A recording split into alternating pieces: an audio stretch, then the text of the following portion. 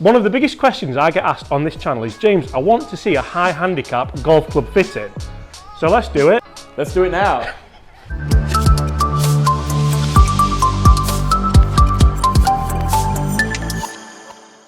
Are you happy with that? Sorry, no. I mean, I don't mind. I mean, I'm not in charge. With it. Yeah, go with it. Yeah. Hi everyone, my name's James Robinson and welcome to this YouTube channel. Guys, in today's video, we have Mr. Fox. Foxy, how are you? I'm good, thank you. How are you? I'm very good, but I'm not as good as you because you're getting fitted for a set of Mizuno irons. We have Matt, the master fitter. Matt, how are you? Very good. Very good. Matt, do you fit many people of this kind of standard? Yeah, we fit all golfers from tour pros to high handicaps. Yeah. So yeah, the fitting process still stays the same. We'll go through the same process and hopefully see some improvements, some gains, and go from there. I'm really looking forward to this, mate. You've had a good warm up. So Foxy's bag's over there, and we got fitted for your clubs a long time ago, and you've sort of progressed on a little bit. So I'm really interested to see how this goes today for you. I'm going to be a fly on the wall. I'm going to let Matt lead you. Let's roll. So we've got your current 7-iron. Perfect. What we're going to do is we see the yellow flag. Yep. We'll use that as your line. We'll hit kind of half a dozen, 7 or 8 with yours, get a feel again for what yours do, where your good one is, where your bad one is, what we can improve on, hopefully what we'll see in half an hour's time once we've got you into some different stuff, and go from there. So fire away, forget we're here. Nice. That's all right, it's a good move. Look at me, I'm like a proud dad. Nice.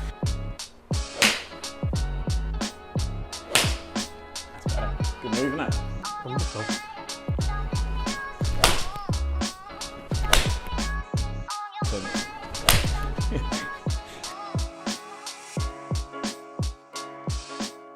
Right, so optimizer we're going to use today. So this gadget here, basic is going to look at your move. Now, when you've got slightly higher handicaps that perhaps don't feel like they put the same swing on it each time, the optimizer here brings out some interesting things because you'd be surprised at how consistent your move is, albeit you might hit some different shots, right, but ultimately your golf swing remains quite repeatable. So we'll go through this, we'll look at your numbers, we'll see what's coming out, and then I'll explain what we're looking at. So, James.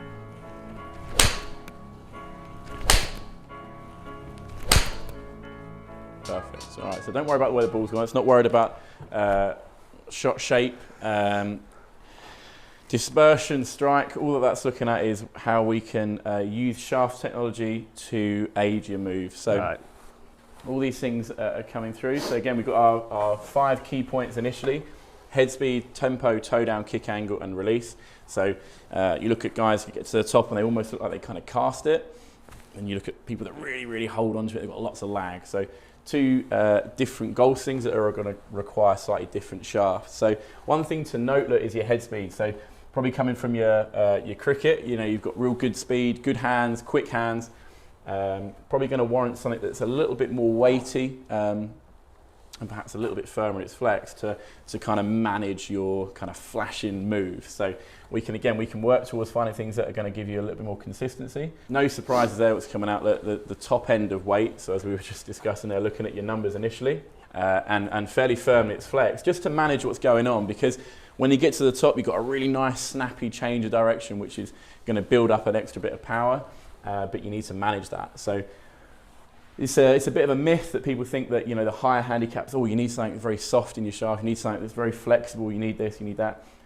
The shaft doesn't know what your handicap is. So regardless of if you're off 18, 28, 32, whatever you'd be off, you still need to use the equipment that's going to manage and work with you as much as it can. So X100s aren't just for tour pros, they're for anyone that's got power and speed to warrant using them. Shaft than me. I'm off. We haven't finished yet, but the lad's got some speed, so we've got to work with it. What, 3.5 hours we've got in the car on the way over? Yeah, you've firmly got bragging rights at the moment. Right, so how tall are you? 6'2". Okay, ooh, he's doing us on the height. You're kicking him while he's down here in corner. Yes. And then just make a fist of your left hand. Just let everything hang down freely, that's it. Perfect. And no surprise again with your height, but you've got quite long arms. Your overall kind of static reading is one thing, but then obviously dynamic is the other thing. So we'll use that as a starting point of, you know, what you are as a geezer, as what you are just stood tall. Yeah. But then obviously dynamically through the move, you might warrant some different things. We're going to start with something a little longer than standard and just keep our eye on that to start with. Head design wise, you still want something that's going to give you a bunch of forgiveness, right? Yeah, definitely. I think as much as I'd like to go something similar to what James has in the 223, yes. that look in, I think I'm going to be realistic in what I can actually do, my ability. Right, I won't tell you too much what this is. I'm just going to click that in. You could tell me what you want about it, and I'd have absolutely no idea anyway. Good. So. Okay, nice, perfect. This is a 7-iron. It is. Hits and swings, hits and moves.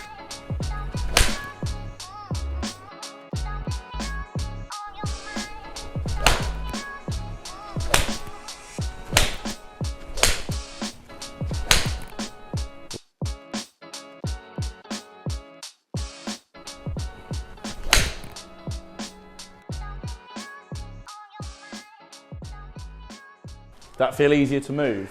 Yeah, feels slightly easier. You got a moving target now, look. Closer. What does that feel like? Feels nice, that. Yeah, it's giving you half a chance to square it, isn't it? Yeah.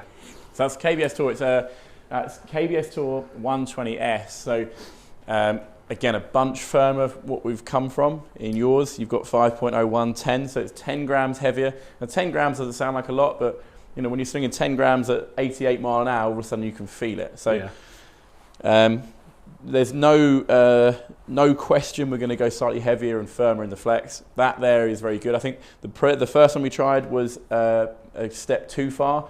You see how erratic you kind of were. So you go from one extreme to the other. If something's very soft and something's very stiff, strike becomes a huge issue and you've got massive problems with square in the face. That KBS Tour there has given you the flex that we need, but also enough in there for you to feel it, you know. So just hit a couple more with that and we'll just try something on a similar level. Strike. The fact that it leaked out right, I'm not too worried about from a fitting point of view because that's over to coach. That's not anything we're going to solve today. That's just purely your goal thing. Yeah. But what we can hugely improve from today is consistency of strike. Yeah. Right. So from a coaching point of view, you need to pinpoint what you're going to work on. So if you went for a lesson with your old stuff, the coach is going to look at you and go, "Geez, where am I going to start with this?" Because you've got. But do you know what I mean? You've got problems with strike. You've got problems with direction.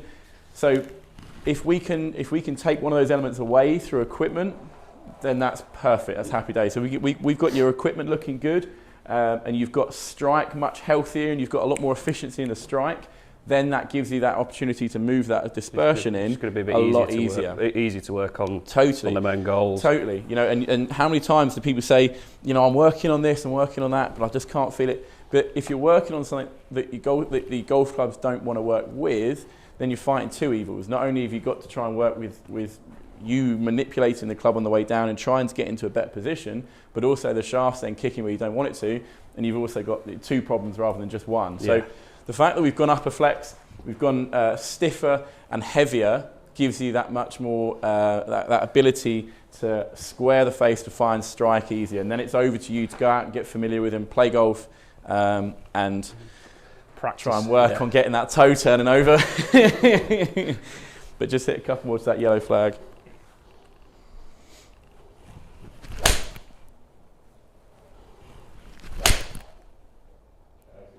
What was that strike like? A lot better. I think that's just down to me in the last couple of swings. Just hit another couple with that because that's a slightly different, a little tweak there, but we'll discuss what you like and don't like about that.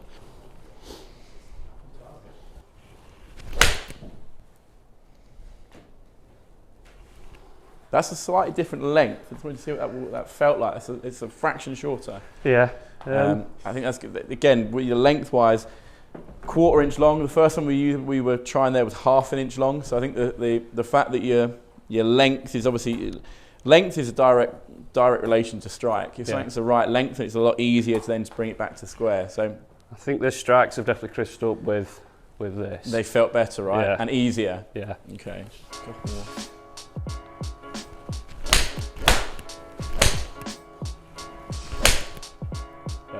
What does that feel like versus the first one we tried? Just feel easier to hit. Feels like I'm getting away with a bit more. There you go. Sounded good. Golf swing. That's it, innit? That's all he needs.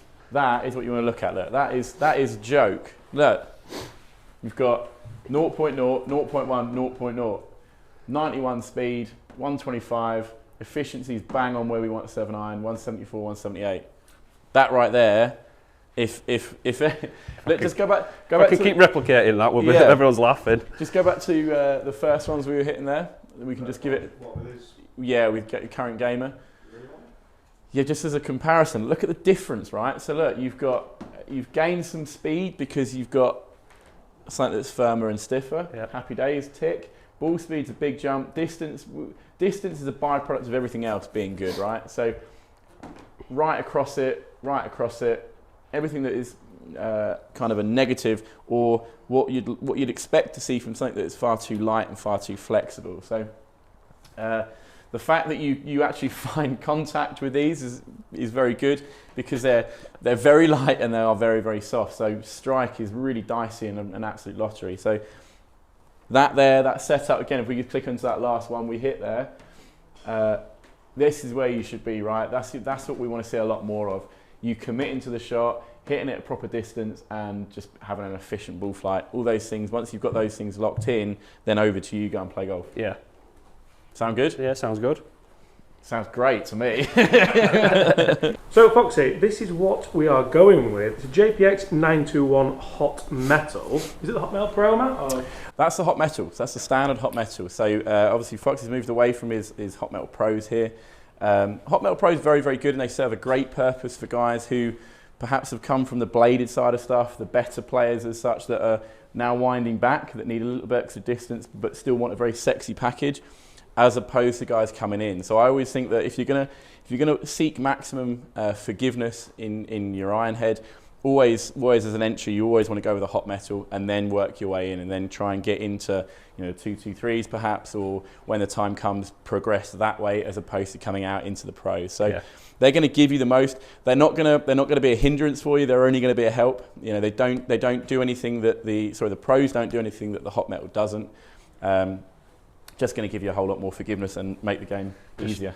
So guys, Foxy's fitting is done. We've now come down to the tour workshop. Just have a quick look at grips and shafts. And Foxy's like a kid in a candy shop. He's already run in here.